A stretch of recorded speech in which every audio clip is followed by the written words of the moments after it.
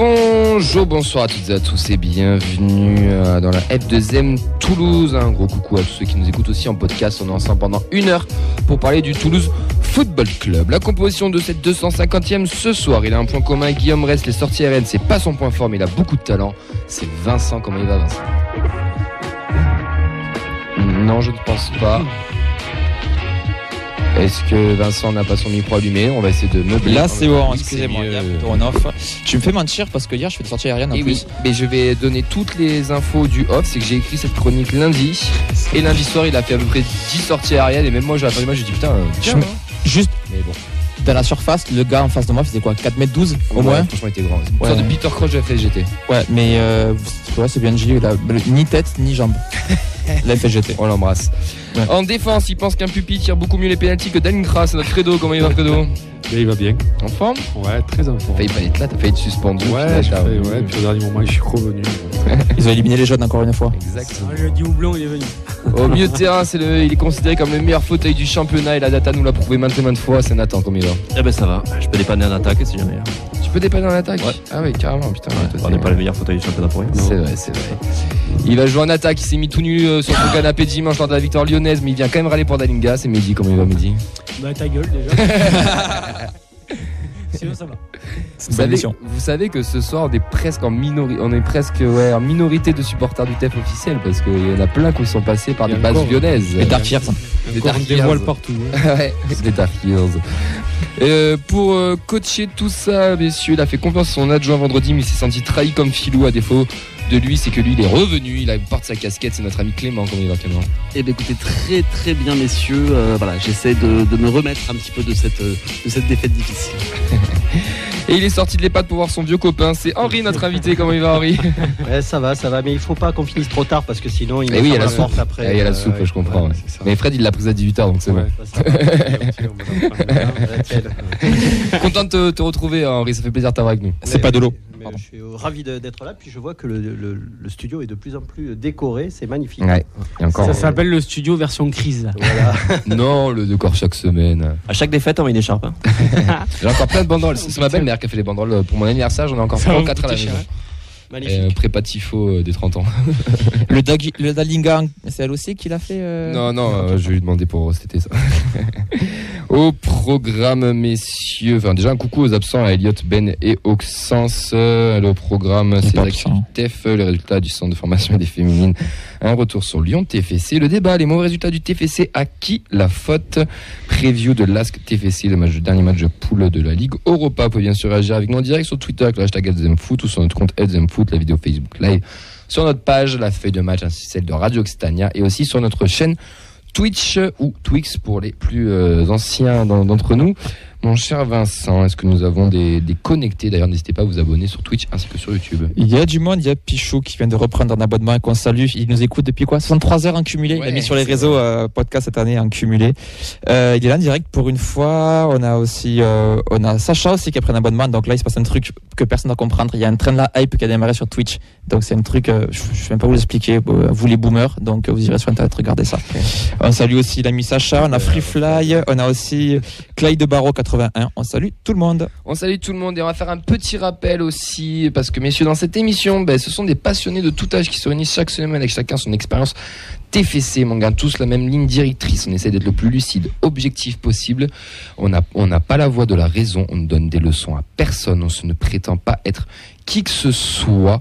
On donne simplement notre avis, on débat, on analyse, on supporte, on donne aussi la parole au plus de gens possible, aux acteurs du club, que ce soit les féminines, que ce soit des coachs, que ce soit des journalistes, des supporters adverses, que ce soit des supporters du club, des ultras et j'en passe. On suit tous le club depuis 10, 20 ou 30 ans, peut-être plus.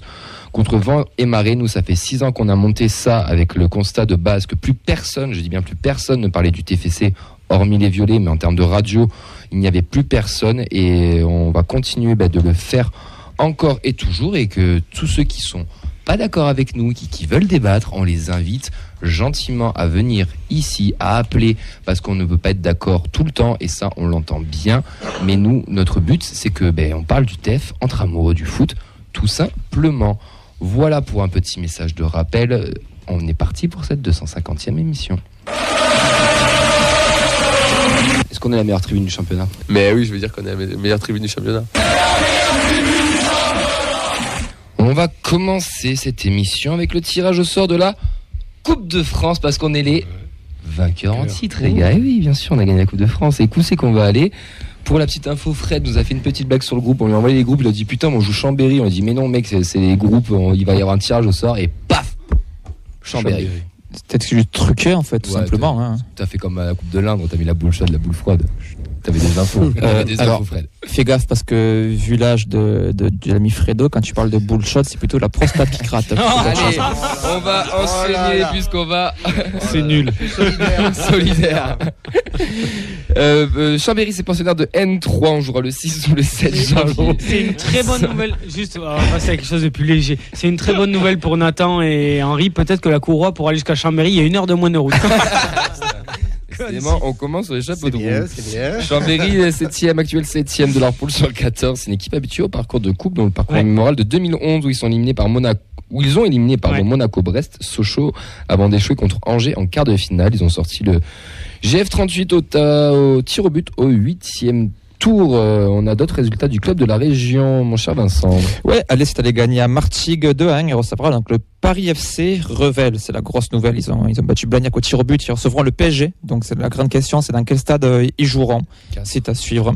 On parle de Castres, on parle du stade Ernest Vallon, on parle aussi du stadium. C'est pour le moment, c'est que des rumeurs. Il n'y a pas encore de décision officielle. Donc à suivre. Castanet malheureusement a perdu contre Romorantin. Rodez a gagné 9-0 au stade de Mayennais avec un triplé de Corridor. Ils iront à Chaland en National 3 pour leur 424e déplacement d'affilée en Coupe de France. Et Fabreg à N3 recevra Trélissac à N2 ils viennent de sortir l'ESCAN de Giant Club de N2 au tir au but. On a Steven Morera qui a été champion de MLS. Et là on n'est pas des putes pour le coup au Columbus. Ah ben franchement, on va pas se mentir, c'était pas un crack, mais c'était un bon mec. Et ça fait plaisir de le voir content, heureux, de gagner un championnat qui, on peut dire ce qu'on veut, progresse d'année en année et se structure. Et voilà, c'est super pour lui. Il vit une aventure incroyable pour lui. Et je crois que même qu'il a prolongé aujourd'hui avec l'autre Français d'ailleurs, Rudy Camacho, qui est passé par les divisions inférieures en France. Et voilà, écoute, qu'il continue, qu'il soit encore champion l'année prochaine. Et le vainqueur, ça joue une Coupe d'Amérique, tout ça là. T'as les. Non, pardon. Il y a Ligue des champions de la CONCACAF. Et ils sont pas sur la Copa América, un truc comme ça. Il y a un truc intercontinental bizarre. S'il y a encore des invites, etc., je sais pas. Il y a un truc un peu particulier, mais bon, j'ai pas de. Puis ils vont jouer le championnat du monde des clubs à 55 là, non? Oui. On peut jouer la Coupe de rugby. En tout cas, il y a un autre coach, c'est un coach français, Wilfried Nancy, qui coach le Columbus Crew. On vous rappelle aussi que la peluche des Indians est toujours disponible avec une belle action autour de ça, le prix de 18 €. Il y aura tous les bénéfices qui sont reversés à une association. C'est un sourire pour la vie, si je dis pas de bêtises, Un maillot pour la vie. Hein? Pour la vie. Un maillot pour la vie, pardon. Mais il y a aussi le TEF qui fait aussi la même opération pour le match de Rennes et de Monaco. Les Indians aussi, lors des 2 matchs, si vous voulez amener des jouets, alors il faut qu'ils soient pas en bon état, il faut qu'ils soient neufs pour une question apparemment d'hygiène. Donc voilà, n'hésitez pas à les ramener des jouets, ce sera donné à des associations. C'est pour l'hôpital Purpan, pour les enfants de l'hôpital Purpan, les Indians. Les prêtés, messieurs, Birman, il a gagné 3-0, ils ont gagné 3-0, il a joué 65 minutes, ils sont toujours premiers de leur championnat, ils iront à Harris en Europa League pour espérer se qualifier, ils sont 3e à 2 points du Betis qui, eux, affrontent les Rangers. Pourquoi pas? Oui, tout le monde peut se qualifier dans ce groupe. À Munich, ils ont gagné, son équipe a gagné 2-0, il n'était même pas sur la feuille de match, donc son Erasmus se passe toujours aussi bien. Mais c'est normal, c'était la journée avec les maillots, les maillots floqués en arc-en-ciel, c'est pour ça. Les mecs ils sont tellement matrixés qu'ils me croient. Je sais pas, on bosse pas l'émission, donc on découvre les trucs. Hein. Si, mais lui on le bosse pas trop, j'avoue. Munich, j'avoue que. Vous regardez pas les matchs d'Amoulich? Non, il est même plus. Il joue pas. Tu peux regarder les matchs quand même. Pour le coup, on a regardé celui-là. La Coupe de Serbie de Flemings où il gagne 6-3 et qui met un doublé. Ah oui, 2 buts de Renard, magnifique. Donc on est d'accord, il a 3 buts en Coupe de Serbie, il faut être le meilleur buteur de la Coupe de Serbie. Et ça pour la data, ça joue. Si on peut le revendre bien de plus. Hein. En Ligue 2, ce sera bien devant. Hog, c'est fini pour lui. C'est fini pour lui, on en a déjà parlé vendredi. L'Académie, la N2, elle était au repos, mais les 19, qu'est-ce qu'ils ont fait, mon cher Vincent? Je suis en train de sauter, pourquoi tu m'interroges? Ils ont gagné à Gabardella au tir au but, 8 tirs au but à 9 quand même, ça a été allé assez loin. Au bout du suspense, c'était contre Angoulême, qui est une équipe de régionale. Dans le temps réglementaire, c'était 2 partout à des 90 minutes. Donc, Elias Da ouvre le score dès la 6e minute. Angoulême égalise rapidement. Loni Hutt redonne l'avantage à la mi-temps pour une nouvelle égalisation à l'heure de jeu. Tirage au sort donc des 32e de finale, ça sera ce jeudi. Donc à suivre, vendredi, on pourra vous annoncer contre qui jouera le TFC. J'espère me tromper, mais pas sûr que ça aille trop loin là. À voir, hein, c'est la chance au tirage aussi. Hein. Oui, mais il y a encore des équipes de régionales. C'est le contexte de coupe, mais l'équipe n'est pas aussi forte que le. Après, c'est comme pour le Après, TFC. tu cumules 3 générations différentes. Il y a même des U16, si je dis pas de conneries, sur la feuille. Donc... Oui, parce que c'est U18 la Gambardella. Oui, c'est U18. Il n'y a pas les 2005, c'est les 2006 et 2007 chez nous. Je crois même qu'il y a des 2008 sur la feuille. Donc bon. Pas sûr que ça soit la bonne année, quoi. Après, c'est comme en Coupe de France, hein. Ça fait aussi un bol d'oxygène, une respiration par rapport au championnat. Et ils en ont besoin. Les 17, ils étaient au repos, et les filles ensuite. Écoutez, on a posé des questions à Antoine Gérard comme chaque semaine, et il est revenu. On lui a demandé quelle était sa réaction suite à la victoire 6-0 en Coupe de France, et qu'il n'était pas tombé dans un piège parce qu'il avait pas peur, mais il redoutait un peu ce rendez-vous. C'est une R1 qui marche très bien. Juste pour vous préciser, vous allez comprendre pourquoi suite à l'enregistrement, c'est que le tirage n'était pas encore effectué, et vous allez voir ce qu'il nous dit par rapport aussi à ça, au tirage de la Coupe de France. Mon cher Clément, il faut que tu mettes le vocal 1. C'est pas grave. Ce week-end, c'était très bien. Comme depuis le début du parcours en Coupe de France. Ce qui est plaisant, c'est que on a vu des équipes tomber un peu dans le piège ces derniers tours contre des équipes d'un niveau inférieur. Nous, il n'y a pas un tour où je me suis dit aujourd'hui on est moins bien et on peut passer à travers, parce que les filles à chaque fois elles sont top dans leur manière d'appréhender le match. C'était encore très bien dimanche, quoi, avec beaucoup de respect pour l'adversaire, beaucoup de sérieux. Donc forcément on se facilite la tâche, en plus on marque assez vite, donc il n'y a pas de doute qui s'installe. Voilà, donc ça c'était très positif. On va espérer maintenant avoir un tirage. Je dirais, moi j'espère qu'une chose, c'est qu'on reçoive, parce que depuis que je suis entraîneur de l'équipe senior, c'est ma 4e saison, je crois qu'on a reçu qu'une seule fois sur tous les tours de Coupe de France qu'on a eu l'occasion de passer.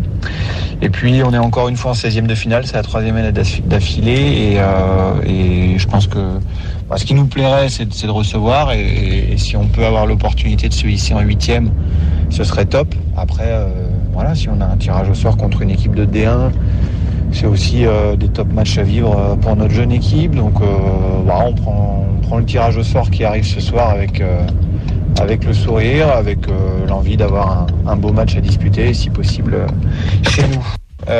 Concernant Nivine, en grande confiance. Ok, j'ai dû merder dans le montage, c'est pas grave. J'ai rien touché. Non, mais j'ai merdé dans le montage, c'est pas grave. En tout cas, c'est un homme prudent, il met les clignotants. Oui. Donc le tirage, il a été effectué parce qu'on recevra Saint-Etienne. Donc le vœu est exaucé, on va recevoir, mais Saint-Etienne, club de D1. Qu'on a croisé l'an dernier. Sacré test. Comment ? Qu'on a croisé l'an dernier. On a croisé l'an dernier, et on lui a envoyé un petit texto quand même juste après le tirage. Il nous a dit une D1 Arkema à domicile, 3 petits points, belle fête. La magie de la coupe maintenant, à voir ce que ça peut faire. Sur un match, Saint-Etienne, c'est pas non plus un ogre, c'est une belle équipe de filles de football féminin, mais c'est pas Lyon, c'est pas Montpellier, c'est pas Vérone, c'est pas Valladolid. Exactement. Ensuite, on lui a demandé justement ce qu'il avait pensé du match de Nivine, qui a quand même marqué 5 buts ce week-end, 4 buts ce week-end, pardon, et 5 buts, c'est Auxence. Oui, il y a un but de Cordy aussi. Ce week-end, c'était très bien. Alors ok, ça a merdé. Non, enlève Clem, enlève. Bon bref, en gros, c'est le vocal 2, normalement c'est pas le bon. Donc c'est que j'ai merdé dans le montage. De limiter peut-être non, mais en gros il nous dit que Nivine, je vais vous le faire à l'oral, c'est que Nivine il en est très content et très fier, et que comme il dit, en fait le truc c'est que tout ce qu'elle a fait, elle a tout réussi. Il lui a même dit quand elle est sortie qu'elle aurait pu tirer du genou, ça serait sûrement rentré pleine de garde. Donc elle est en pleine réussite, il en est très satisfait, et il espère que ça va durer aussi longtemps pour elle que pour l'équipe. Et en tout cas on avait quitté Nivine sur une blessure il y a 2 semaines, et là on la retrouve en mettant un quadruplé, donc c'est bien pour elle, et ça fait plaisir. Quintuplé, pardon, excuse-moi. Ensuite, on a parlé du prochain match qui est à la maison avec une horaire différente des masculins, donc qu'on pourra sûrement aller voir normalement. Ce week-end, c'était très bien. Comme toujours pas, mais non. Et le vocal 3? C'était celui-là. Ah, mais alors, il y a une... Vocal 4 alors. Okay. Allez. En tout cas, ce week-end, c'était très bien. Je mets le 4 Oui, moi je mets le 4. Je pense que ce week-end, On c'était pourrait très faire bien. le jingle retour de match de Lyon. Attends.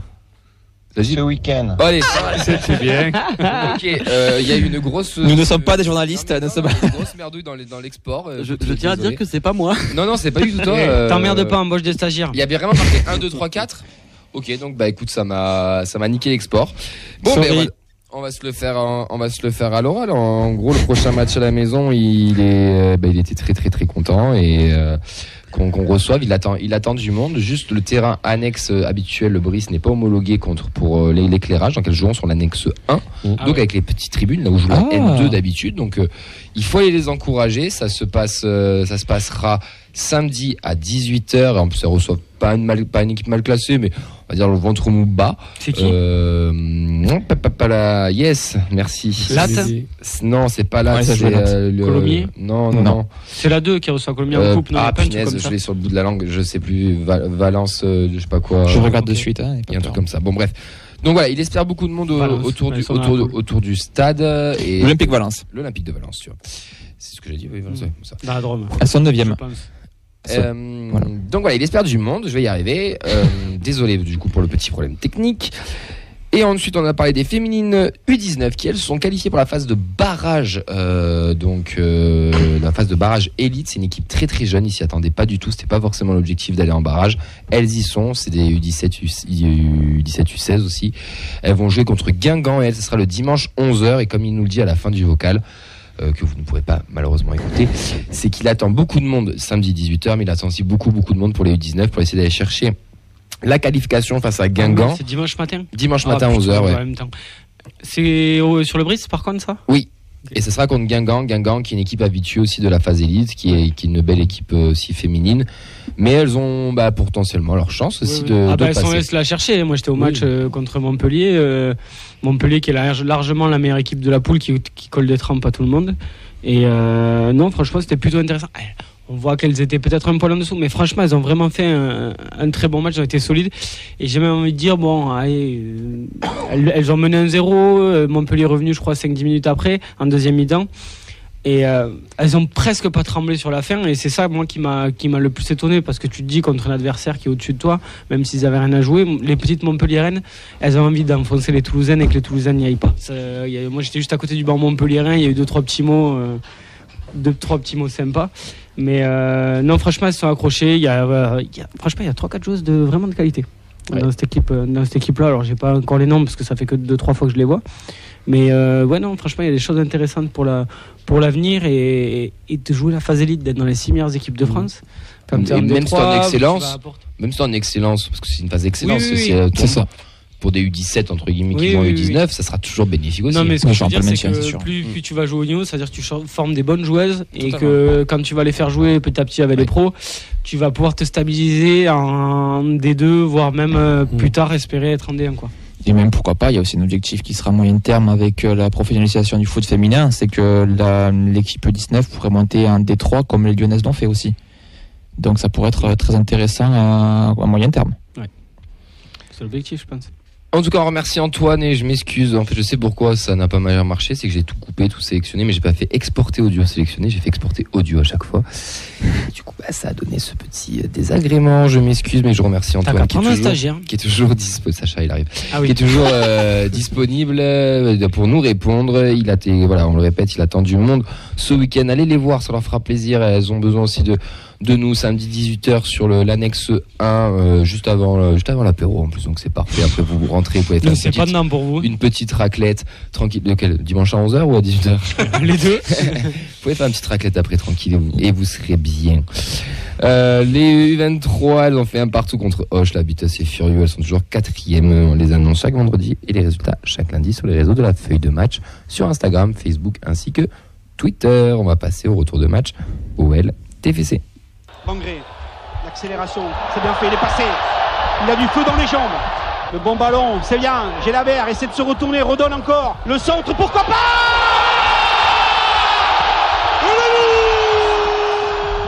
Moi je vais commencer par un petit mea culpa, tu vois, c'est l'émission des petits trucs. J'ai annoncé qu'on allait péter Lorient, qu'on allait péter Lyon et prendre des points sur face à Rennes et Monaco. Bon, tu connais rien. Donc. Écoute, non, on a pris qu'un point. Bah ouais, désolé d'avoir cru en mon équipe, désolé d'avoir pu penser qu'on allait prendre un nouveau virage, messieurs. On a aussi voulu un peu apaiser certaines tensions qu'il y avait autour du club, essayer de voir du positif, et franchement j'y croyais vraiment. Et bon voilà, comme tout le monde, on est quand même très très déçus de ce qui est en train de se passer, et je pense qu'on tombe tous de haut. On va aussi en profiter pour remercier tous ceux qui étaient présents au Danube, qui ont souffert avec nous. Ce match, c'est celui de la peur, il fut surtout celui de la honte, puisqu'on a perdu 3-0 à Lyon, et on est le FC Roland, c'était bien là, puisqu'un triplé de Lacazette qui n'avait pas marqué depuis 2 mois, un penalty arrêté de Lopez sur Dalingra, qui n'avait pas arrêté une seule fois un penalty au Stade des Lumières, et juste avant la mi-temps, alors que Lens vient de louper une occasion. Non. Ils viennent de prendre un but. Ils ont marqué un penalty, et Samba vient d'arrêter un penalty de Ramos à 10 minutes de la fin. Et ok, super, merci Mehdi. Pardon, Jean Baumel. Non, c'est de Séville, ça, c'est pas Mehdi. Hein. Ah, c'est vrai. Ah oui, c'est. C'est mon idole. Je crois qu'il regardait le replay de Lyon TFC et il a célébré les buts de la Lacazette. En tout cas, 2-0, on loupe un péno et on perd 3-0, 3 coups de pied arrêtés. On n'a pas gagné. Ils n'avaient pas gagné depuis le 12 novembre à Rennes, mais ils n'avaient toujours pas gagné en championnat depuis le 27 mai 2023, les Lyonnais. Mais le FC Roland, c'était bien là pour les représenter, puisqu'on est en pleine période de Noël. Messieurs, quels sont vos points? Mon cher Nathan, tu veux évoquer quoi? Ce week-end, c'était bien, pour reprendre le jingle qu'on a entendu tout à l'heure du coach des féminines. Voilà, c'est là qu'il fallait remettre l'audio. Non, mais mes points, c'était quoi? C'était une défaillance sur coup de pied arrêté, autant offensif que défensif. J'enchaîne mes points ou je développe? Non, je veux juste tes points. Après, ouais, j'ai parlé, je me suis posé une question. Équipe faible techniquement ou équipe qui a lâché son coach? Et voilà. Mehdi. Moi je voulais discuter un peu de pourquoi on n'y arrive pas, surtout offensivement, parce que c'est ça moi qui me dérange le plus. Je voudrais parler de Niklas Schmidt aussi, qui est quand même un petit peu en perte de vitesse ces derniers temps, et évidemment parler je pense qu'on va en parler, mais de Dalinga, ce penalty raté puisque la sortie de la semaine dernière, je pense que c'est pas bon pour nous et pour lui. Alors moi j'aurais aimé évoquer la faiblesse des joueurs de rotation. Alors c'est pas forcément les remplaçables, mais voilà, c'est certains joueurs qui ont été recrutés pour assurer donc une rotation et qui faillissent dans leur tâche. Clem. J'attendais que tu me. Moi, c'était la question où sont passés nos acquis de début de saison? Parce que je rappelle qu'à la mi-saison, on avait fait un point d'étape déjà, où on avait dit voilà, les acquis, c'est ça. Et force est de constater que ce qu'on avait dit, c'est acquis, ce n'est plus acquis. C'était notamment la solidité défensive qui a bien foutu le camp pour nous. Une déception, c'était le match de la peur qui a été joué avec la peur tout simplement, et comme dirait Dewey dans la série Malcolm, je m'attendais à rien, je suis quand même déçu. Avant qu'on enchaîne sur les points, Henri, ton avis toi général sur ce match, qu'est-ce que tu en as pensé? Moi j'ai surtout noté le manque de réaction d'orgueil. Que sur le premier but, qui est un peu peut-être une injustice parce qu'on a Nicolas Hyssen qui est blessé et qui est sorti et qu'on défend, on se retrouve à 10 et on se prend le but. C'est quand même bon. Qu'il n'y ait pas derrière une réaction de l'équipe qui est en train de se dire on s'est fait avoir mais on va leur montrer, c'est ça qui me gêne le plus, qu'on n'ait pas eu cette volonté de repartir et de véritablement secouer un peu ces Lyonnais. Ça dénote quand même un état d'esprit qui n'est pas assez combatif pour moi. Ça va avec ce que tu voulais dire aussi, non? Ouais, assez d'accord avec le constat de Henri. C'était le match à pas perdre. Voilà, à minimum pour aller chercher un nul. C'était le match à pas perdre. Et malheureusement, cette équipe avant, elle me frustrait. Là, pour la première fois, en fait, j'ai été inquiet, quoi. Inquiet dans le visage en fait qui a été montré, où on était apathique en fait, quoi. Apathique, il y avait pas d'envie de réaction. Cette équipe, elle nous a habitués à mieux, et voilà. En début de saison, ça me frustrait, on sentait qu'il y avait quelque chose. Là en fait, l'encéphalogramme plat, il y avait rien, il y avait pas de réaction d'orgueil. Même Dalinga, son penalty est significatif pour moi de la réaction. Pour moi, je suis désolé, tu dois mettre tes tripes dans le penalty, mettre une patate sous la barre, mais là ça manquait de réaction, de quelqu'un qui te porte là, quelqu'un dans l'effectif qui prenne les choses en main. Et déçu parce que nous on avait envie aussi, on était les premiers aussi à vouloir stopper cette série, on se disait bon, ça va forcément arriver, et là prendre un 3-0 chez une équipe qui avait jamais gagné à la maison, pas encore gagné. presque jamais. Donc, ils avaient gagné à l'extérieur à Rennes, mais jamais. Cette année. Ouais, voilà. Oui, cette saison. Année. Donc voilà, déçu du fait qu'on sent que ça aurait pu être. On aurait pu repartir vers l'avant avec un résultat positif. Quoi. Ça va avec le match de la peur, tu penses? Qu'on a joué avec trop de peur? Mais je trouve que c'est ça en fait. Surtout, on fait une entame de match comme souvent qui est correct, pas cata en tout cas. Là, vu les standards actuels, on va dire correct. Et on prend le but, enfin on offre le but et après c'est fini. C'est normalement encore plus dans un match de la peur, tu te dis ben là faut que je me sorte les doigts pour parler poliment et faut tout donner pour avoir une réaction, et la réaction n'est pas venue. Il y a eu un sursaut en début de seconde mi-temps pendant une bonne dizaine de minutes avec quelques occasions, c'est-à-dire des frappes aussi dangereuses que les pénaltys d'Alinga en gros, que même Zebina aurait mieux tiré au final. Et puis plus rien. On offre encore un but, puis un autre. Donc c'est décevant. Je sais pas si cette équipe a lâché le coach, comme on peut dire, qu'on a pu dire, ou d'autres ont pu penser. Mais j'ai l'impression que la panne mentale s'est transformée en panne physique, quoi. C'était assez désolant. Après, je mets le même match, même scénario à la maison, pas sûr qu'on prenne ces buts là aussi, mais on était au fond du trou, quoi, je trouvais. On lâchait le coach ou pas, on y reviendra peut-être après. En tout cas, on avait l'impression que si vous voulez montrer qu'ils l'avaient lâché, c'était le match par excellence. Je pense qu'on peut rebondir sur ton point, Mehdi, sur le fait de cette fébrilité offensive, cette stérilité qu'on a depuis le début de la saison et qu'on n'y arrive pas, et qui est de pire en pire sur chaque match. Et là, vraiment, sur celui-là, c'était quand même vraiment criant. Même sur les transitions, ça accompagnait pas correctement. Enfin, il se passe rien, quoi. T'as une maîtrise. Le FC Handball, on l'a appelé nous dimanche. Oui, parce que Lyon a reculé. Lyon joue comme une équipe qui est 18e de Ligue 1. Enfin, pour eux, j'ai envie de dire. Et du coup, c'est pour ça aussi qu'on avait le ballon, qu'on joue au handball. C'était pas, je veux dire, c'est parce que l'adversaire aussi avait reculé. C'était pas forcément nous qui l'imposions totalement. Contrairement au match précédent où on avait vraiment la maîtrise, etc. Mais il ne se passe rien, quoi. Il n'y a pas un changement de rythme. Le seul qui essaye parfois de se projeter, c'est Siro, mais au milieu de terrain, mais c'est compliqué. Enfin, voilà, mais c'est ça qui me gêne. C'est vraiment ça. Il y a très peu il y a peu de centres. Il se passe rien. En fait, je sais même pas quoi dire de plus sur les 25-30 derniers mètres, parce qu'en fait, il y a vraiment rien. C'est exceptionnel. C'est-à-dire que tu peux même pas te dire, on n'est pas efficace sur les centres, on n'a pas de joueur de tête. Tu peux même pas te dire, on se projette, mais on est parfois maladroit devant le but. C'est-à-dire qu'il y a rien. Il y a rien, et puis même les 2-3 actions qu'on a, donc Dalinga, le penalty, je pense qu'il avait un peu la tremblote vis-à-vis de la semaine dernière. Est-ce que c'était le joueur idéal à faire tirer? J'en sais rien. Bon, en tout cas, il me semble qu'il les tire depuis. On peut s'arrêter 30 secondes sur Dalinga. Ouais. Aïe. Les enfants, retirez-vous de la caméra. Moi, Dalinga, je suis très énervé, très en colère contre lui personnellement, parce que je vais pas l'insulter, mais ferme-la, parce que la semaine dernière, tu as ouvert ta bouche alors que tu avais prouvé sur le terrain. Là, vu la prestation qu'il fait, c'est catastrophique. Et des pénaux, il en a déjà loupé. Il y en a un qui sait très très bien les tirer au club, je pense qu'on le sait tous, il s'appelle Stein Spearings. Depuis qu'il a loupé son penalty sur sa série qu'il avait fait de 8 ou 9 penalty, il les a plus tirés, il les avait laissés à Branco après. Je pensais que c'était un peu instauré dans ça. Danny Crane a loupé il n'y a pas si longtemps où il nous envoie une ogive à plus de 15 mètres. Je sais pas, redonne ta chance à Spearings. Et quand tu vois la manière dont il tire, on a chambré Fred sur le fait sur l'ouverture. Mais putain, mais il a raison. Le penalty, il est ultra mal tiré. C'est même pas un arrêt de Lopez. Non, c'est le penalty est ultra mal tiré. Et en plus de ça, on est devant le but, etc. Ça, je suis d'accord.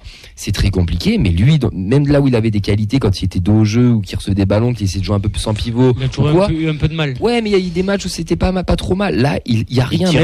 Même son face à face où il est hors jeu. Heureusement pour lui. Il le loupe. Enfin, Donum, il doit tirer. Je voulais en parler justement de cette action-là en disant que même quand on avait des situations, le hors-jeu, on l'a revu vite fait, machin, etc. J'en sais rien. Non, mais hors-jeu, on s'en fout. Bon, bref. Mais cette action-là, pardon, et de la jouer de cette manière-là, elle est ratable. Pour moi, c'est aussi symptomatique de tout ça. Voilà. Je ne sais pas quel travail, tu vois, c'est aussi quel travail, qu'est-ce qu'on essaye de mettre en place dans les derniers mètres, parce que franchement, on ne voit rien, quoi. Pourtant, dans les 32 derniers mètres, on y arrive. Enfin, on y arrive. Enfin, on y est présent, quoi.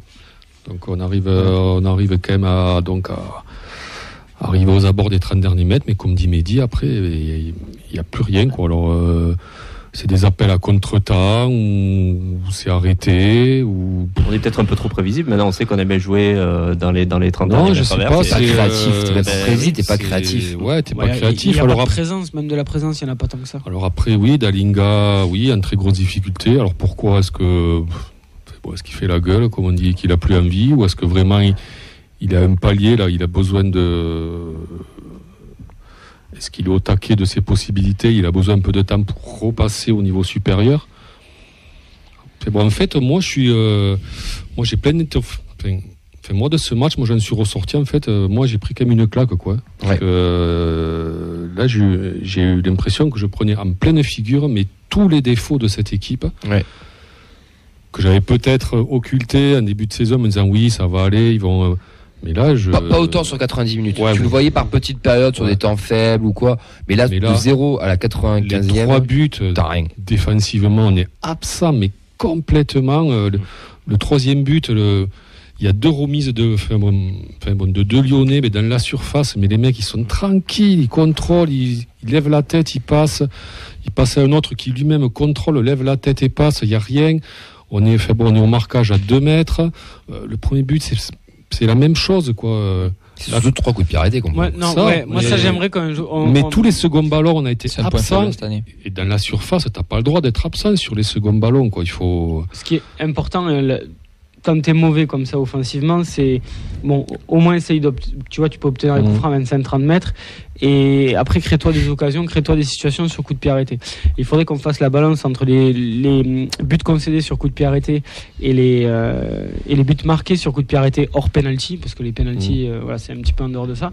Mais je trouve qu'on est inoffensif. Je sais pas de quand est-ce qu'on a marqué sur coup de pied arrêté, je sais pas, j'ai plus en tête. Mais j'ai l'impression que ça fait un moment. Et à titre d'exemple, Lyon sur les derniers matchs, par exemple, donc ils nous mettent 3 coups de pied arrêtés. Contre Lens, ils perdent 3-2, c'est 2 coups de pied arrêtés aussi.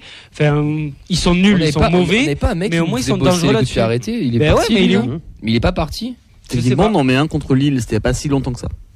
Contre Lille. Oui. Le but de Dalinga. Ah oui, exact. Le but au premier poteau sur corner. Ouais, c'est vrai. Tu voulais pas des coups de pied arrêtés aussi. On n'est pas bon là-dessus, quoi. Ouais, mais tout a été résumé. Non, mais au final, c'est ce que je disais en fait. Ce que j'allais dire, tout simplement, c'est qu'on est. C'est bien ou pas ?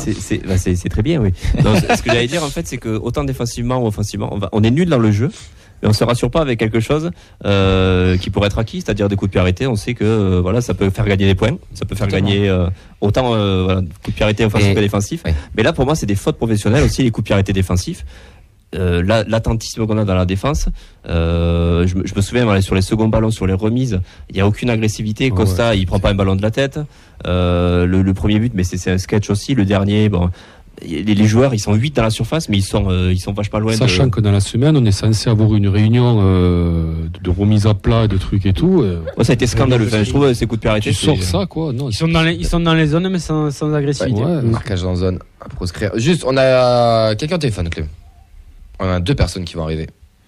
Alors, normalement, on a Oxens au téléphone. Je monte le son, je sais pas s'il est encore là. Oxens, t'es là ? Si. Oui, bonsoir à Oxens. Allez, dis-nous tous tes points que tu vas aborder rapidement. Avant d'aller au lit. Non, alors pour commencer, le premier point que j'aimerais aborder, c'est effectivement le manque de sentiment de révolte qu'il y a eu sur ce match. On l'a dit, est-ce que c'est le symptôme d'une équipe qui a lâché son coach ou pas ? On va en parler après. Mais moi, ce qui m'agace le plus dans tout ça, c'est les changements tardifs. Alors qu'ils menaient 2-0, on a des Lyonnais qui ont eu le temps d'effectuer 4 changements quasi consécutifs, là où Carles Martinez n'a finalement pas bronché, a maintenu le même 11. On a dû attendre la 70e, soit 20 minutes avant la fin pour voir le premier changement.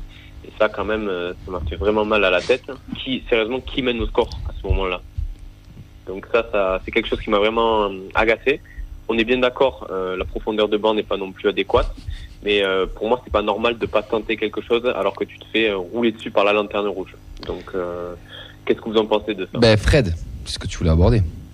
Mais en fait, non, si, parce qu'en fait,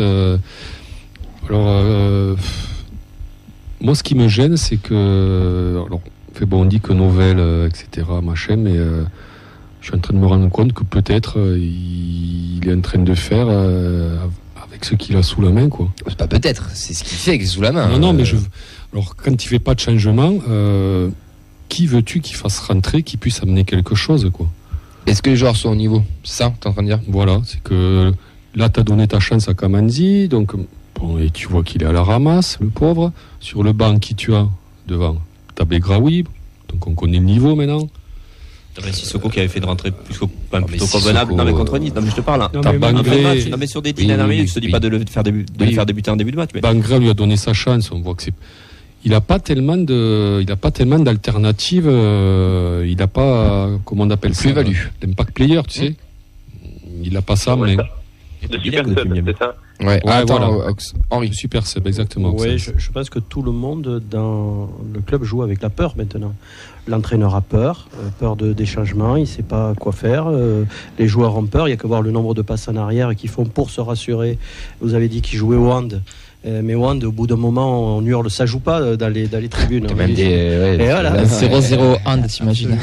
Non, mais c'est un peu ça, parce qu'ils hésitent à faire une passe vers l'avant, parce que si la passe est mal assurée, on va le leur mettre sur le dos, donc ça remet en place ma position et tout. Tout le monde joue un peu avec la peur. Et j'ai l'impression que Carles Martinez aussi a peur, et pas sûr, et se dit, oh là là, si je fais rentrer Begraoui, voire pire, Jean Rau, ça va être... Jean Rau, alors toi c'est ton chouchou, mais... Ouais.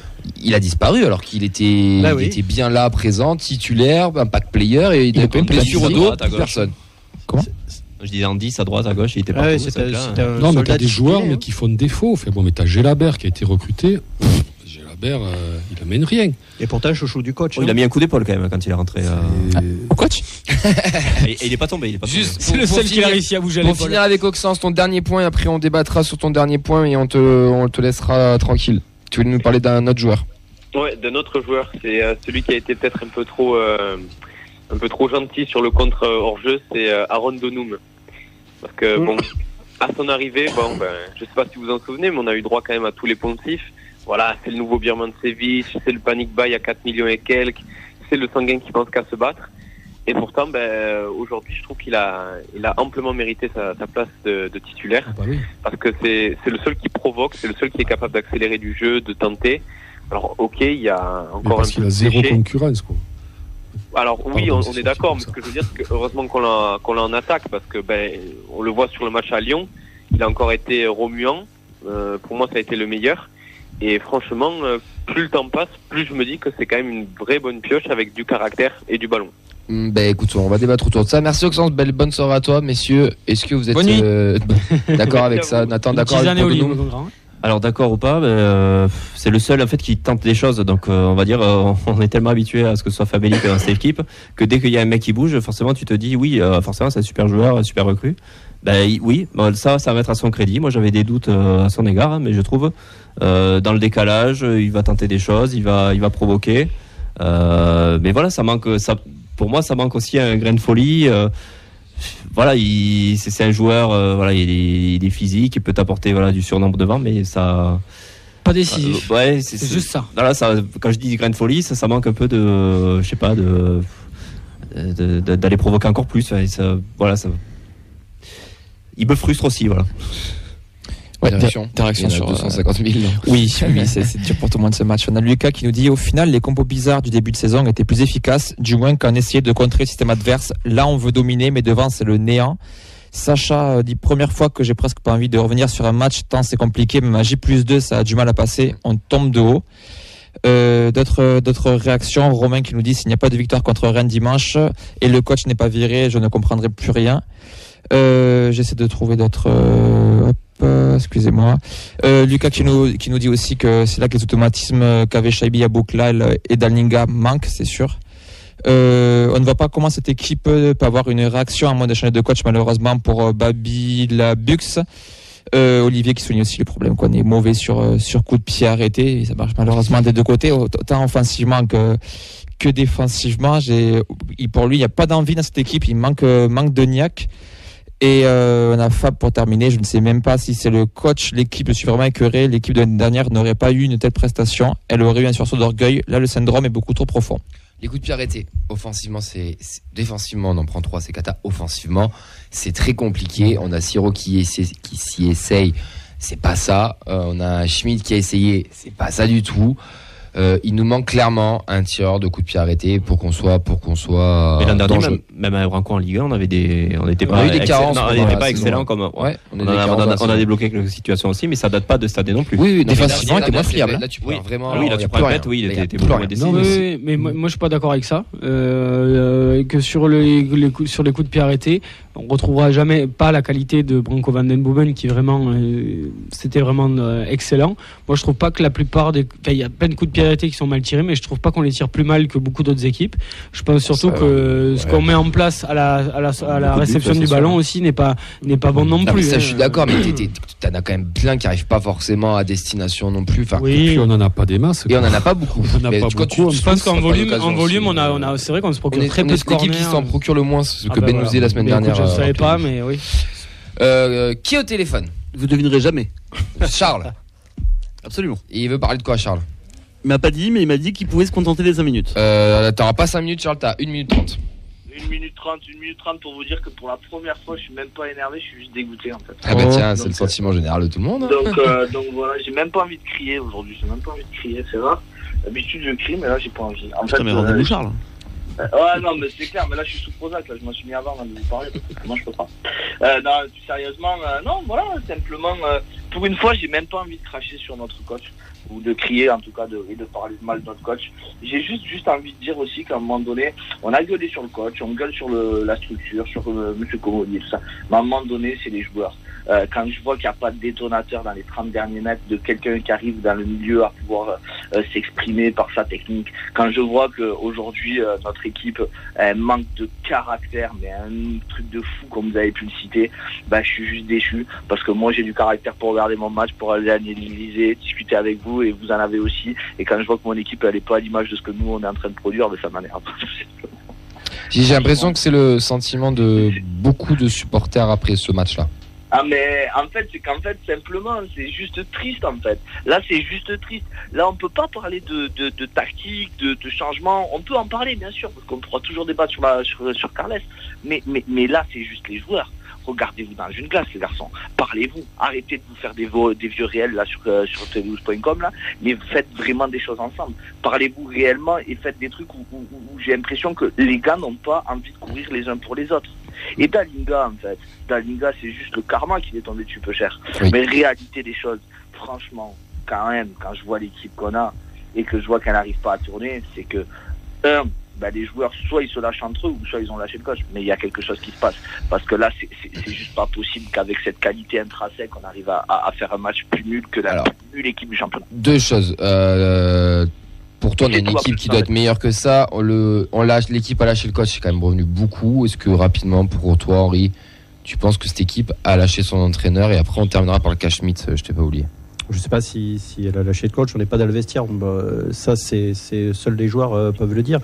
Ce que je trouve, c'est que le coach a quand même du mal à communiquer avec son équipe, à faire passer ses volontés, ses consignes, ses projets, parce que on voit des choses qui sont très changeantes d'un match à l'autre, puis il y a des choses qui marchent pas et qui le maintiennent.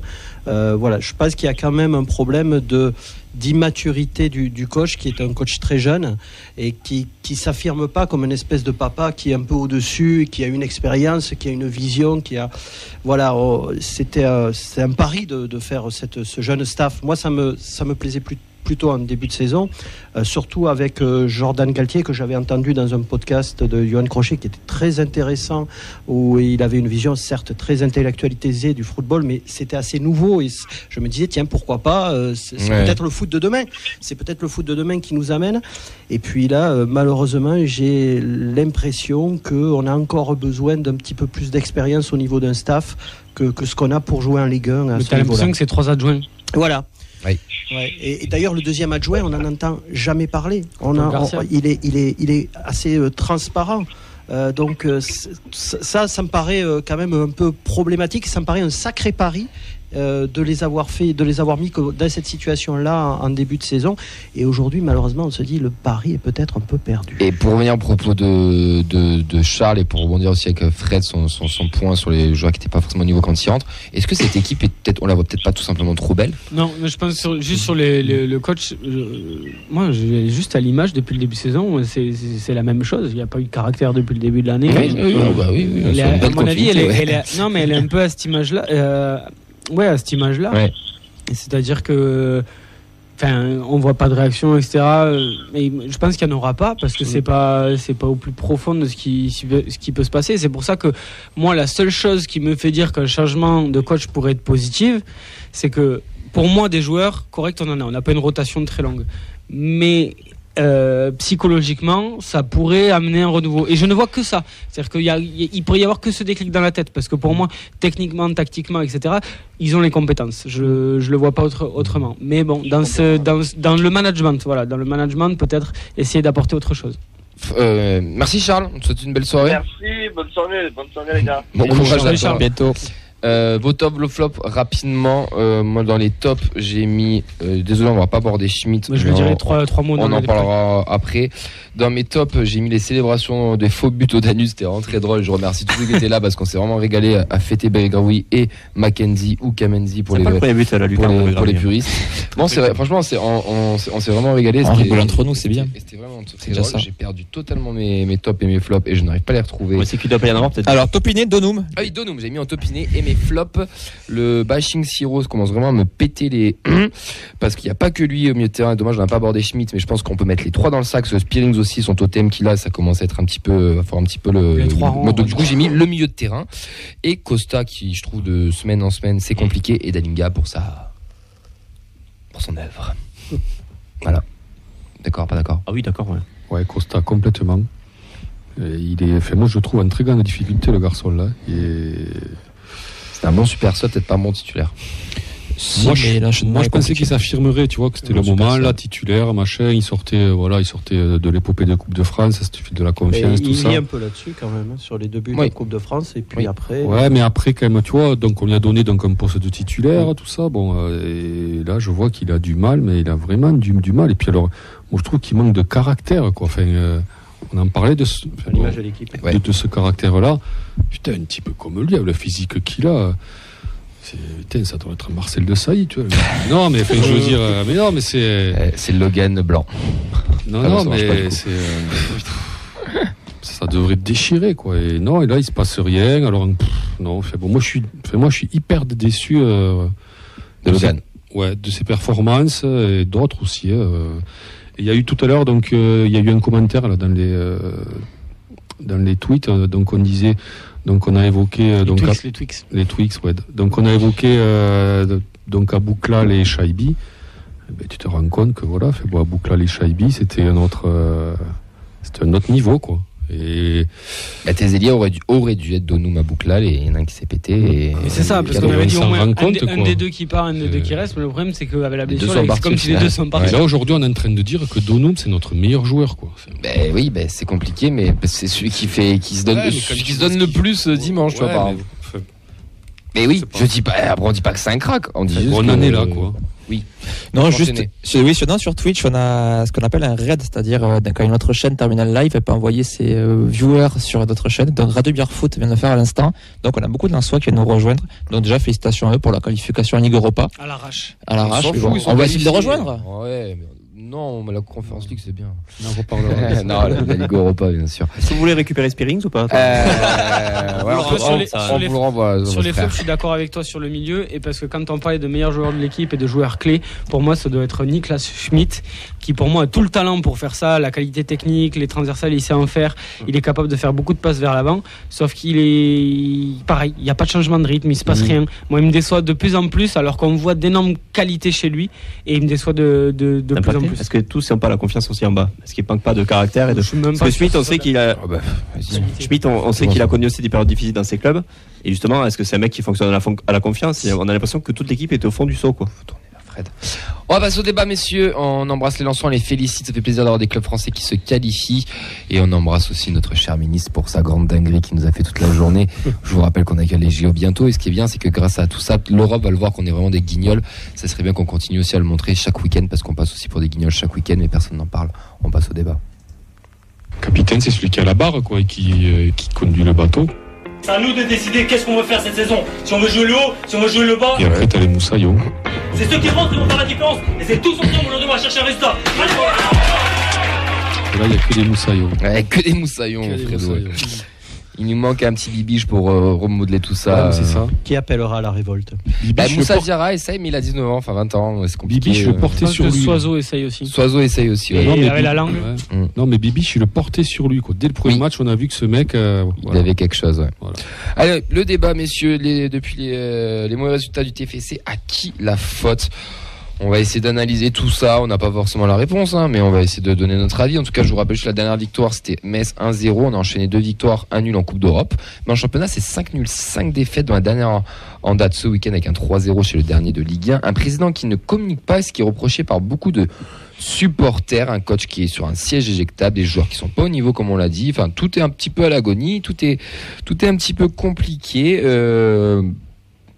Messieurs, à qui la faute? Clément, t'as pas entendu, pardon Nathan, mais Clément l'a pas entendu tout à l'heure, je t'ai un peu oublié aussi, désolé. Bah écoute, dans je fais comme je peux. Dans le doute, je dirais que c'est la faute à Siro. Mais... Ah, mais c'est bon, le débat est clos, on passe au quiz. Merci de nous avoir fait. Non, mais c'est un peu compliqué de désigner un responsable. Il y a quand même beaucoup de problèmes et moi, ce qui m'agace un petit peu, c'est que c'est des problèmes, pour le coup, certains qu'on pointe depuis les matchs de prépa. Et les matchs de prépa, c'était longtemps. On avait beau dire oui, c'est des matchs de prépa, ça veut rien dire. N'empêche qu'à l'époque, on se créait pas d'occasion et on s'en crée toujours pas. On avait espoir encore.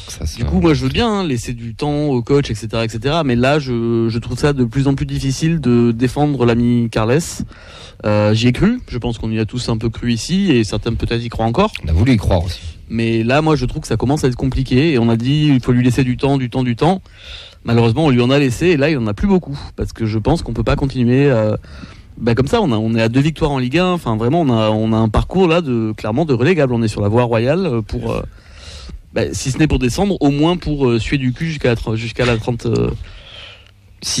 36, non 34. Putain, j'ai réussi le calcul dans ma tête en direct, je suis ébahi. Non, mais du coup, pour moi, oui, malheureusement, le premier responsable, pour l'instant en tout cas, c'est Carles. Et la variable d'ajustement la plus simple en cas de crise comme ça, c'est qui? Malheureusement, c'est le coach. Je dis pas que c'est la solution miracle. Et surtout, si tu le vires, tu mets qui? Moi, j'ai pas trop envie qu'on se tape un Antonetti, un Comboiré ou quoi. D'ailleurs, pour la blague, je disais Rudy Garcia, mais bon. Enfin, tu vois, pitié. Oui, mais dans les entraîneurs qui sont dispo, Non, mais il y a le salaire qu'il faudrait le payer. T'imagines? Non, mais il faut pas.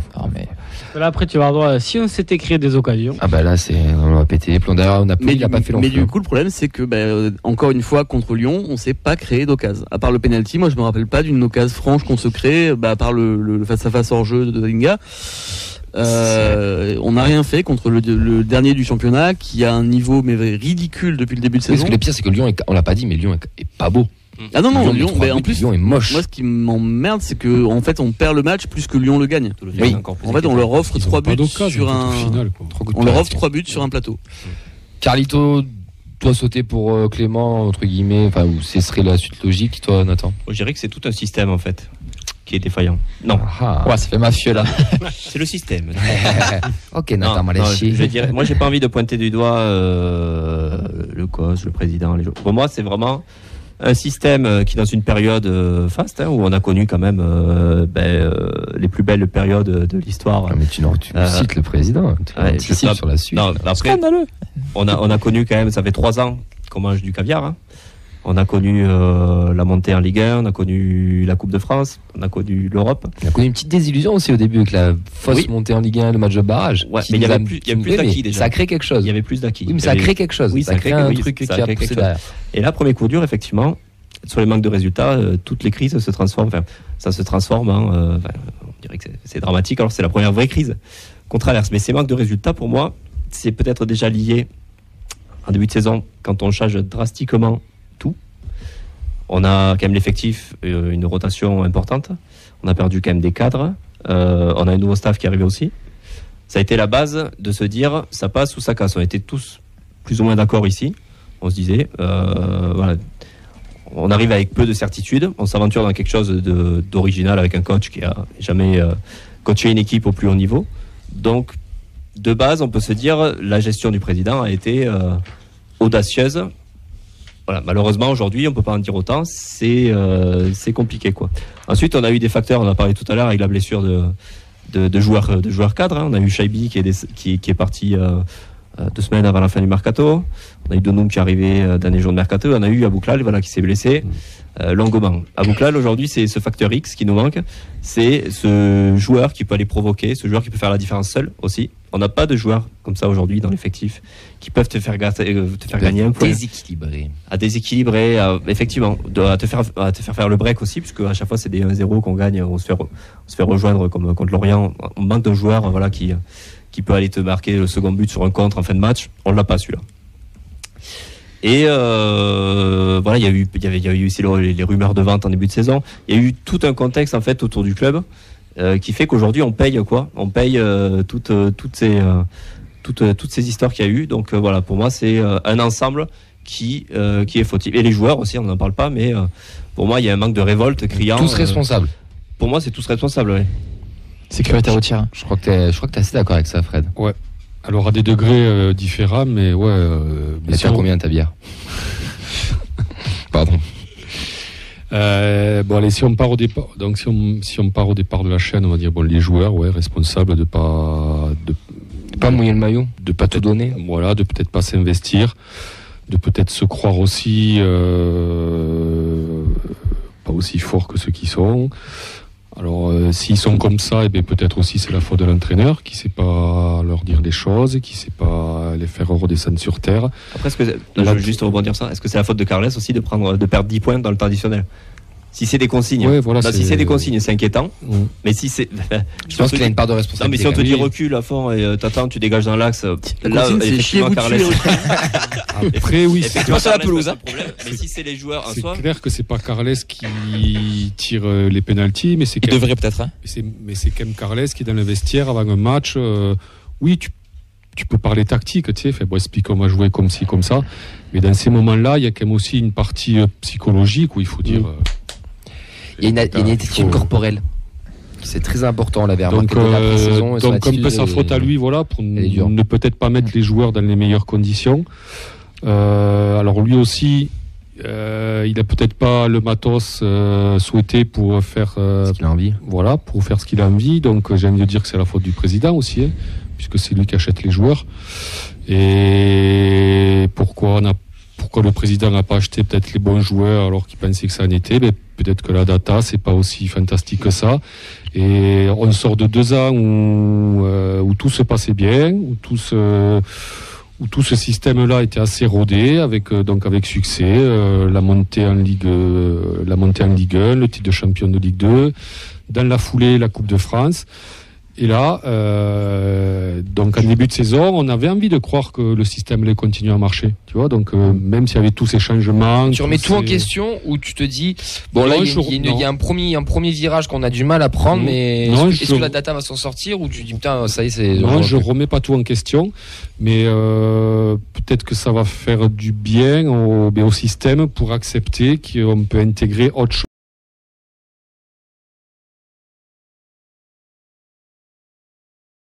Ça, c'est un jingle, ça. Peut-être que M. Comolli, il va s'en rendre compte, j'espère. Il vit pour le micro, Fred. Et puis voilà, quoi. Non, mais il y aurait à dire, quoi. Il y aurait plein de choses à dire.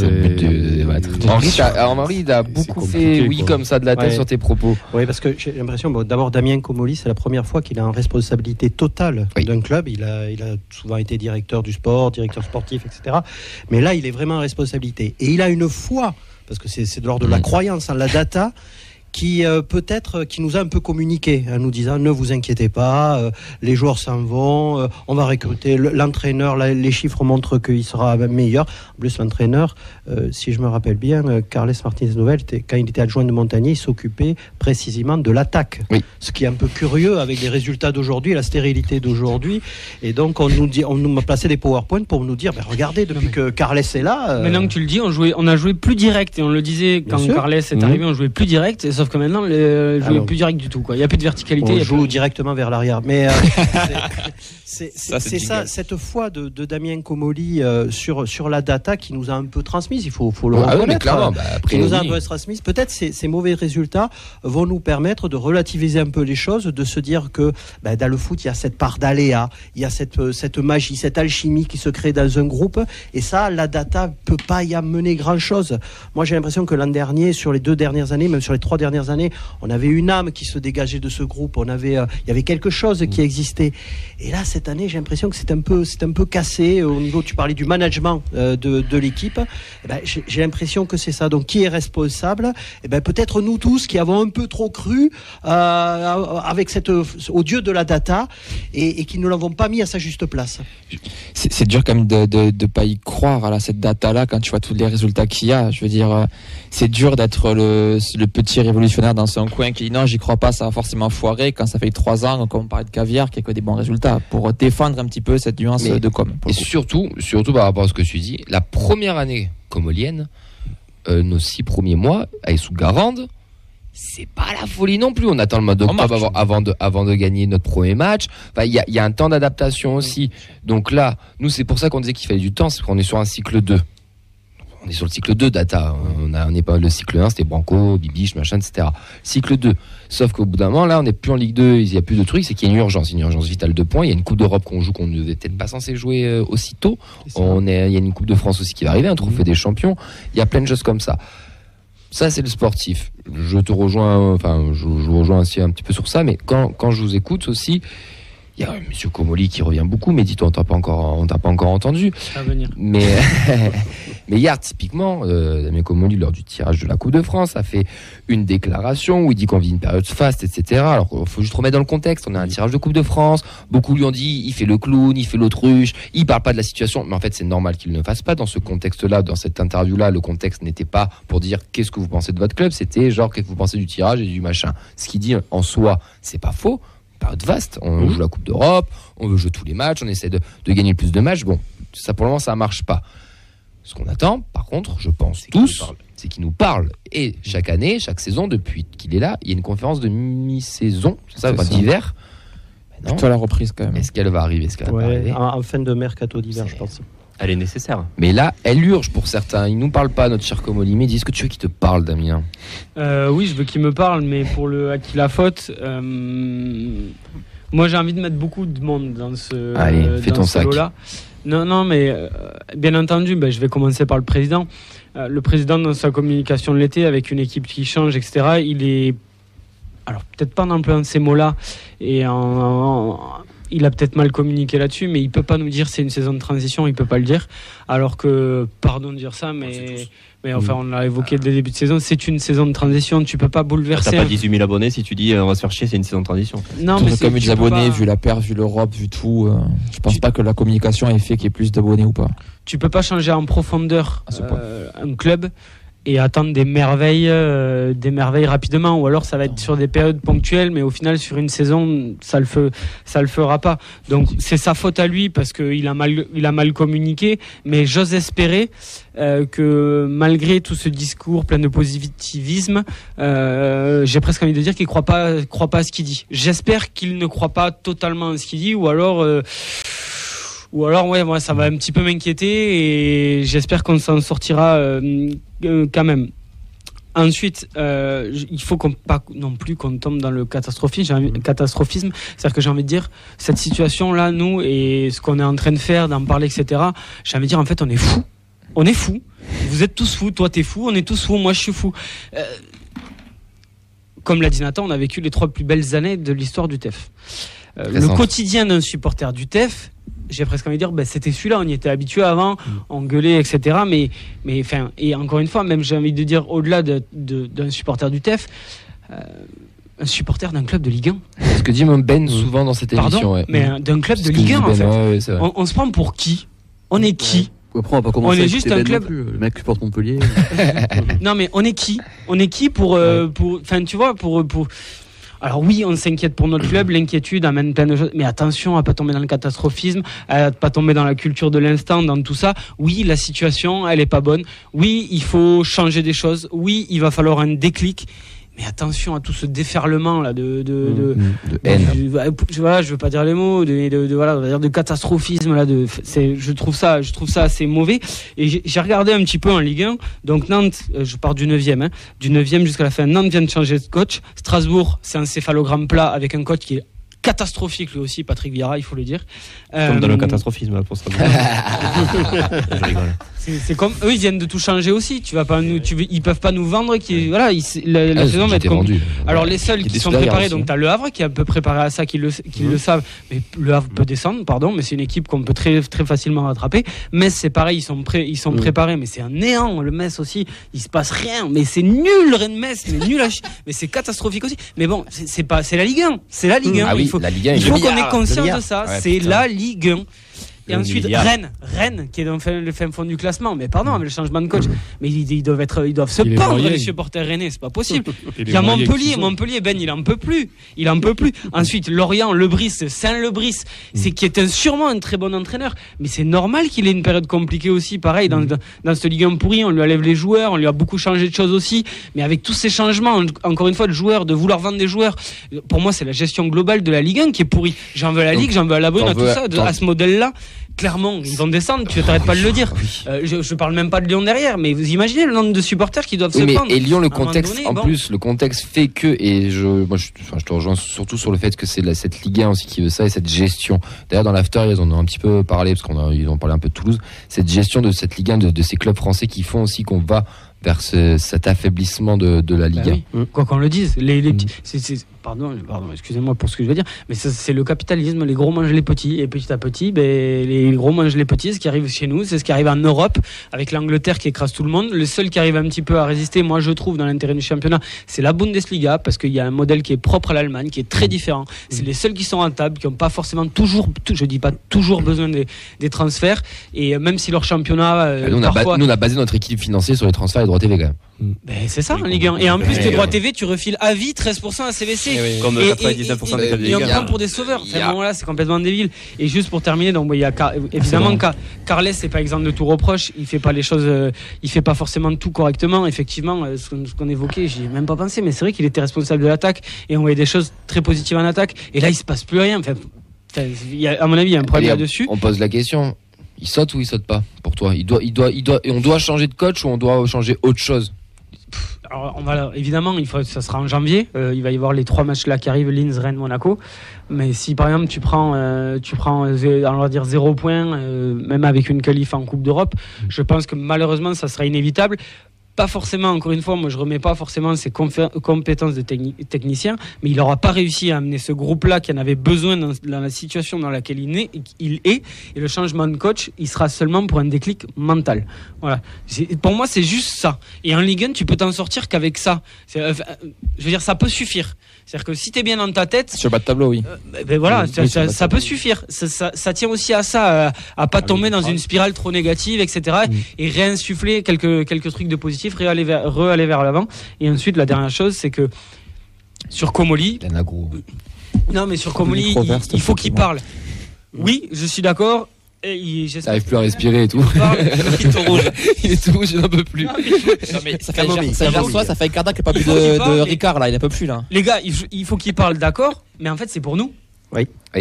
Mais qui on est, encore une fois, nous on réclame des choses, mais pour nous, moi je veux qu'il agisse au sein du club. Et le problème c'est qu'il aussi. Alors je l'espère qu'on ne sait pas tout et qu'il agit plus que ça dans le sein du club, mais il faut qu'il agisse. Voilà, c'est ça que je veux moi, qu'il agisse, qu'il fasse sa conférence de mi-saison, parce que moi je trouve ça très bien que de temps en temps il nous explique. Mais moi, un président, là, Jean-Michel Aulas, qui nous casse les noix tous les 15 jours pour nous parler d'arbitrage, etc. Je n'en veux pas, il ne le fait pas et c'est très bien. Par contre, maintenant, Monsieur Comolli, il faut agir et j'espère que vous le faites. Il faut évidemment changer des choses parce que sinon, effectivement, là, je vais le dire aussi, on va y aller droit. Mais en même temps, on peut être sauvé par Le Havre, Metz, Clermont, etc. Ça va être une loterie parce qu'on est tous nuls. Ils sont tous nuls. Nous, on est nuls comme les autres. Le catastrophisme dont tu parlais des supporters, il est aussi dû à un petit péché d'arrogance qu'on avait en début de saison et qu'on a un petit peu cultivé à la suite de Damien Comolli qui disait ne vous inquiétez pas, on va essayer de faire une équipe meilleure que l'an dernier, etc., etc. Alors comme tu dis, est-ce qu'il y croit vraiment ou est-ce qu'il ne peut pas dire que non, on n'aura pas une équipe meilleure que l'an dernier, elle sera plus faible et puis bon, on ne sait pas trop où on va, etc. Donc, dans la communication, il ne peut pas le faire. Mais je pense qu'il a été un brin un petit peu arrogant à cause de sa foi en la data qui rejoint une espèce de croyance. Et ce qui devait nous rendre le foot plus rationnel finit par nous le rendre un peu plus irrationnel. Ce qui est rationnel, c'est qu'on enchaîne. On est régulier. Je veux dire, oui, mais après, ce qui nous inquiète beaucoup, c'est que il aurait suivi ce discours-là, on serait dans la même situation et on joue au football. Ah oui. Je pense qu'on n'aurait pas du tout le même discours. Il y a aussi ça qui en ce moment et que depuis le début de la saison, donnez-moi un match, vous êtes fait plaisir. Mais c'est ça. J'en disais avant l'émission à tout le monde. En termes de jeu, pas dans l'émotion. Liverpool. En termes de jeu, non. Dans l'émotion, oui. Oui, on avait dans le jeu, non. quand Quand même, c'est un plan tactique, mais tu joues pas, tu les attends. On en a parlé dans l'émission. Hors émotion de supporters, donc Linz qui était extraordinaire en tribune, Liverpool, Metz, enfin les matchs qui sont sympas en tribune. On va se détacher de ça. Moi, on regarde aussi du foot à côté. Ouais. Depuis quand j'ai pas vibré depuis un match de foot? Et alors j'ai vu des matchs très sympas. Il me semble qu'il y a le premier PSG Dortmund et moi j'ai trouvé ça hyper intéressant. Lens-Séville alors à l'instant. Lens-Séville. C'était nul à chier. Non, mais moi je le rejoins. Tu vois, je me suis tapé 2 matchs de Ligue 1.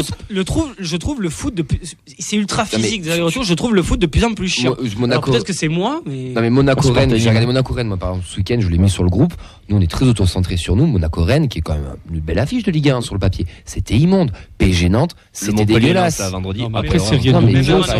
Même en Europe, tu regardes moi les matchs de première ligue. J'ai pas les sous. Alors bon, il y a des buts de temps en temps, etc. Mais moi, ils me font moins bander qu'à d'autres années. Je suis désolé. Et même la Bundesliga où il y a des buts, machin, etc. Parfois, c'est pas bon, quoi. Après, c'est rien de nouveau de dire qu'au départ du championnat, tu as 12 équipes, 12-13 équipes qui n'ont aucune certitude sur leur classement donc en fin de saison. 10. Je baisse à 10. Qui dit mieux? Moi j'aurais dit 12. Ouais, non, mais c'est la Ligue 1, c'est la peur de. En descente ou en montée ouais. Moi je dirais 17. Tu sais qu'ils veulent jouer l'Europe, tu sais très bien qu'ils vont être top 6, top 7. Bon, mais PSG, Marseille. Monaco. Bon, il y a Lyon qui est là quand même. Après, qui est la faute Monaco, Lille. Pour revenir au sujet, oui, nous aussi, on s'est fait. On a écouté cette douce musique là et on y a cru quand on nous a dit vous aurez une meilleure équipe que les années précédentes. On a voulu y croire. T'es obligé. Mais parce qu'on était conditionné, on était on sort de 3 ans. Nous ici on a toujours essayé de parler en fonction de ce que disait le club, etc. Entre nous, on a toujours su que c'était quand même bien machiné et qu'on nous prenait aussi quand même un peu pour des jambons aussi. On a juste voulu rentrer dans ce jeu-là et on continuera de le faire parce qu'on essaie d'analyser ça. Mais après, bon, parce que c'est fait par des professionnels entre guillemets quoi. Non, mais je veux dire, Comolli. C'est pas le. Mais ça c'est vrai. Pardon, mais t'as travaillé dans un club de foot pro. T'as travaillé dans un club de foot pro. T'as travaillé dans un club de foot pro. Moi non plus. Ils savent amener les choses. Ils savent te les présenter quand il faut et voilà. Et donc peut-être que donc là ils parlent pas, mais bon nous on aimerait quoi. Mais que c'est pas dans le schéma. On a des commentaires. D'accord. Mais c'est que le temps aussi urge. Depuis 20h30, il y a des commentaires. Oui, je sais, mais là, on est de trop. J'en cite quelques-uns. On a Lucas qui disait un peu plus tôt dans l'émission, j'ai mis de côté depuis 25 minutes pour vous dire le coach ne décide pas grand-chose chez nous, il ne faut pas l'oublier. Qui voudra venir dans ces conditions? En parlant du changement de coach, il y a Oxens qui met en avant aussi le départ de Brendan McFarlane à la cellule de recrutement qui a aussi fait beaucoup de mal. Charles nous fait carrément 3 points. Pour lui, en 1, c'est Comolli, en 2, c'est recrutement, en 3, c'est le coach. Lucas veut aussi à Comolli d'avoir parlé en début de saison. Pour Serkid, c'est Selinay directement qui est ciblé. Pour Nicolas, si Comolli ne parle pas, posons-nous la question d'une potentielle vente en cours. Idem pour le non-changement de coach. C'est Tolosa qui pointe aussi le groupe des 3 stratèges qui décident de tout et qui précise que le fusible qui va sauter en premier, c'est Papa Novel.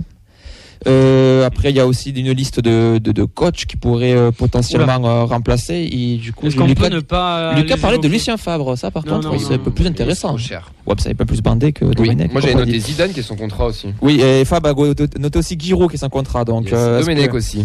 Donc, j'essaie de trouver quelques autres commentaires intéressants. Mais il est mort. Oui, mais. Giroud, il est pas mort, frère. On cite tout ce qu'on veut. Ah ouais. C'est Tolosa qui. Ah oui, c'est vrai, on n'a pas fait. Comment là, tu vas créer la polémique. Donc Free Flag qui rebondit sur ce que vous disiez sur le fait qu'on a été évangélisé à la data. C'est Tolosa qui nous demande à quoi sert la préparatrice mentale dans le staff. Et Sacha qui nous dit l'important est de chercher. L'important est de chercher des solutions plutôt que des responsables. Que chacun se remette en question et prenne ses responsabilités. Si on continue en se disant que ça se joue sur les détails et que ça va s'arranger tout seul, ça va péter pour de bon. Je pense qu'on peut terminer sur ces belles paroles parce que c'est pas trop mal. Il y en a un qui va sauter, qui sera le premier responsable. Ça sera évidemment Carlito et pas Damien. Dans les années 80, Carlos sautait rapide, souvent. Il y a une urgence de points, on le sait. On commence tous à être inquiets. Après, on a un mercato qui arrive aussi. Il y a un mercato d'ajustement qui va arriver. Il y a la data. On peut continuer d'y croire, même si on peut avoir des a priori, ça nous a quand même fait bien vibrer. Il y aura peut-être une solution. Et elle a encore ramené des bons joueurs cette saison. Oui, il y aura peut-être une vraie solution. Après, il y a aussi tout un club qui est pas non plus au beau fixe, on le répète ici, mais les jeunes, c'est pas ouf. La N2, c'est pas ouf. Il y a que les féminines qui s'en sortent vraiment très très bien pour le moment. Elles sont un peu à part. Donc elles sont un peu à part, donc voilà. Maintenant, il va falloir trouver des solutions, se remettre le bleu de travail comme on dit et y retourner. Nous, on sera toujours là, on lâchera jamais rien. On sera derrière, on apportera les solutions en les encourageant quoi qu'il arrive. Et d'ailleurs, en parlant de les encourager, on va vous donner rendez-vous jeudi au Danu à partir de 18h, parce que le match est à 18h45. Venez avec votre écharpe, venez chanter avec nous, venez vibrer, venez rigoler tout simplement. Oui. Au pire, vous rigolerez. Au pire, on va se marrer ensemble et on souffrera ensemble, ou on vivra surtout peut-être un moment exceptionnel, parce que quoi qu'il arrive, on passera une phase de groupe de Coupe d'Europe, et ça nous est jamais arrivé de toute notre histoire. Donc on le veuille ou non, on fait quand même de bonnes choses aussi cette saison. Il n'y a pas tout qui est à jeter, il n'y a pas tout qui est paradoxal. Il y a tout qui est paradoxal en effet. Dimanche, peut-être qu'on relancera le Football Club de Rennes ou pas. Qui sait, on verra. Le Football Club de Rennes, alors, je suis sûr que ça, faut le relancer. Stade Rennais Football Club, pardon. Franchement, c'est Première Guerre mondiale. Stade Rennais Football Club. Ouais, non, mais pardon. Le SRFC. J'étais sur le FC Lorient dans ma tête, alors que. Non, mais c'est pas du tout. Le SRFC. Allez, le RC Monaco après derrière. Allez. Ouais, désolé. Le TFM. En tout cas, merci à toutes et à tous de nous avoir suivis. On a un petit peu débordé ce soir, on aurait pu faire encore bien longtemps. Un grand merci à toi, Henri. Merci à vous. Ravi de t'avoir vu. Merci à toi, Fred. Avec plaisir. Quelqu'un vient vous chercher pour revenir à l'EHPAD ou c'est bon? Oui, c'est bon. Peut-être qu'on va aller. C'est Nathan qui les ramène à mon Oh non, Camille, ils ont sali la moquette. Merci Vincent pour cette petite vanne. Avec plaisir, santé. Merci Clem à la Je t'ai technique. connu meilleur, Vincent. Merci Nathan. Merci Camille. Merci Mehdi. J'espère que Merci tu as à pu vendredi. reprendre ta respiration. On vous donne rendez-vous jeudi, tous au Danu, jeudi à partir de 18h. On va quand même foutre le feu. C'est notre dernier match de Coupe d'Europe pour tous ceux et celles qui vont faire se taper 48 heures de bus. Courage. Ou juste des voyages. Bonne chance à vous. Courage, couvrez-vous. Il va faire très très froid là-bas, mais ça fait plaisir d'avoir encore un parkage qui va être unique, qui va être fort. Nous, on vous donne rendez-vous au Le Danu. jubilé de Carles aussi. On vous donne rendez-vous tous au Danu à partir de 18h. Passez une très très belle soirée. Et nous, les bas, c'est juste du débat, c'est juste des analyses. Et si vous n'êtes pas d'accord ou si vous êtes d'accord, commentez, venez et on vous recevra. Non, Ciao, mais je ciao. connais rien au foot quand même. Incompétent, bisous. Vive le foot sur l'œuvre de ça.